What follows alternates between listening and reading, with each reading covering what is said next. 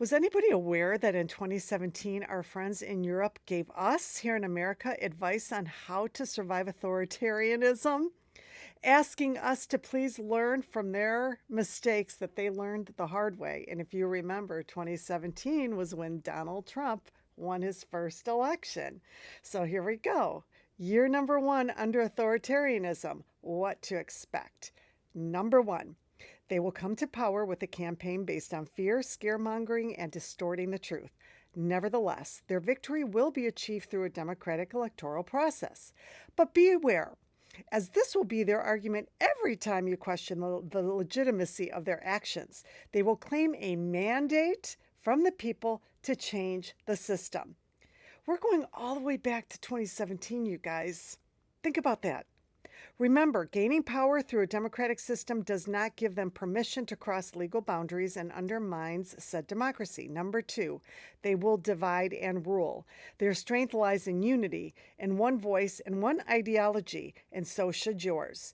They will call their supporters patriots. 2017.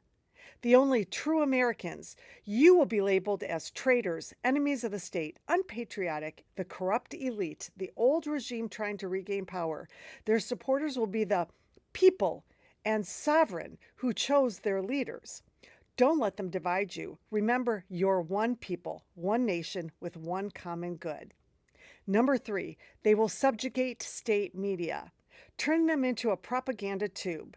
Then, through convoluted laws and threats, they will attempt to control all mainstream media and limit press freedom. They will ban critical press from their briefings, calling them liars, fake news. They will brand those media as unpatriotic, acting against the people. See point number two. Fight for every media outlet, every journalist that is being banned, censored, sacked, or labeled an enemy of the state. There's no hope for freedom where there is no free press. Can I just say again, 2017, when we were all in major denial that any such thing could ever happen?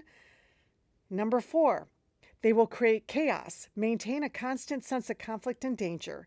It will be their argument to enact new authoritarian laws, each one further limiting your freedoms and civil liberties. They will disguise them as being for your protection, for the good of the people. See through the chaos, the fake danger, expose it before you wake up into totalitarianism, fascist state. Number five, they will distort the truth, deny facts, and blatantly lie. They will try to make you forget what facts are, sedate your need to find the truth. They will feed post-truths and alternate facts, replace knowledge and logic with emotions and fiction. Always think critically, fact check, and point out the truth. Expose ignorance with facts. Number six, they will incite and then leak fake, superficial scandals. They will smear opposition with trivial accusations, blowing them out of proportion and then feeding the flame.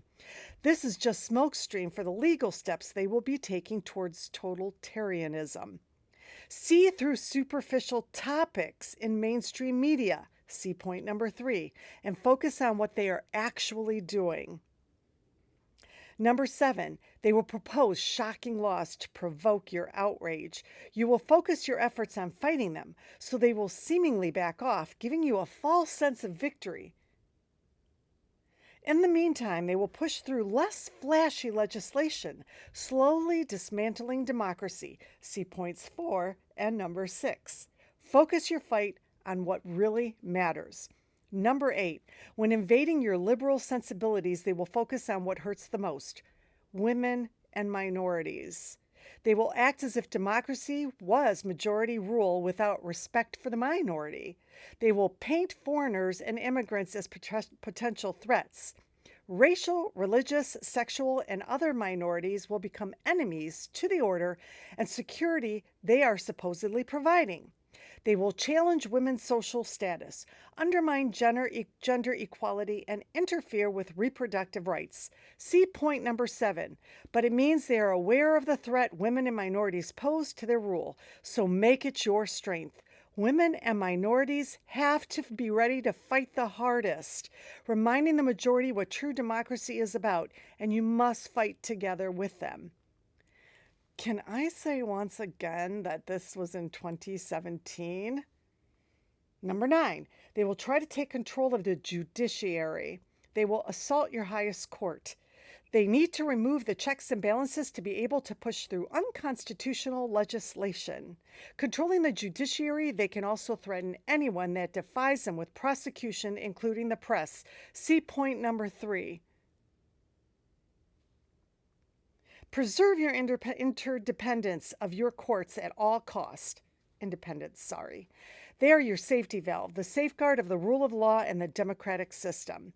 Number 10, they will try to limit freedom of assembly, calling it necessary for your security. They will enact laws prioritizing state events and rallies, or those of a certain type of ideology. If they can choose who can demonstrate legally, they have a legal basis to forcefully disperse or prosecute the rest. Oppose any legislation attempting to interfere with freedom of assembly for whatever reason. My head is really hurting. Where were we in 2017? They knew it. They saw it. Number 11, they will distort the language, coin new terms and labels, repeat shocking phrases until you accept them as normal and subconsciously associate them with whom they like. A thief, liar, or traitor will automatically mean the opposition, while a patriot or a true American will mean their follower. See point number 2. Their slogans will have double meaning, giving strength to their supporters and instilling angst in their opponents. Fight changes in language in the public sphere. Remind and preserve the true meaning of words.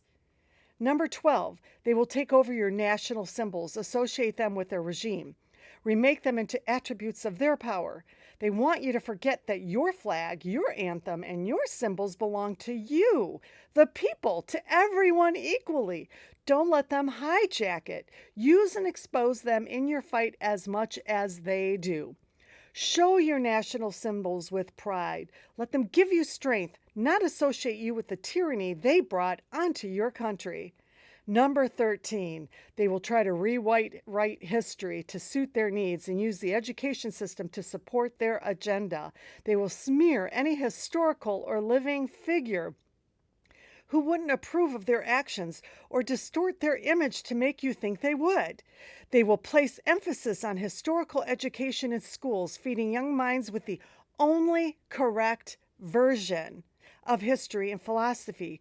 They will raise a new generation of voters on their ideology, backing it with a distorted interpretation of history and view of the world. Guard the education of your children. Teach them critical thinking. Ensure their open-mindedness and protect your real history and heritage. Number 14, they will alienate foreign allies and partners, convincing you that you don't need them. They won't care for the rest of the world, with their focus on making your country great again, while ruining your economy to fulfill their populist promises. They will omit the fact that you're part of a bigger world whose development depends on cooperation, on sharing, and on trade. Don't let them build walls promising you security instead of bridges giving you prosperity. Number 15, they will eventually manipulate the electoral system. They might say it's to correct flaws, to make it more fair, more similar to the rest of the world, or just to make it better. Don't believe it. They wouldn't be messing with it at all if it wasn't to benefit them in some way. Oppose any change to electoral law that authoritarian regimes want to enact.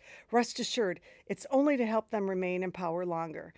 And above all, be strong, fight, endure, and remember you're on the good side of history. Every authoritarian, totalitarian, oh my God, I'm not remaking this whole video to say it right. And fascist regime is history eventually failed, thanks to the people. With love, your Eastern European friends. I'm not remaking this video. I'm sorry I mumbled words. I'm like literally getting a headache. 2017. It was too overwhelming to believe that they were planning on doing all this and that they could do all this and that they were doing all this.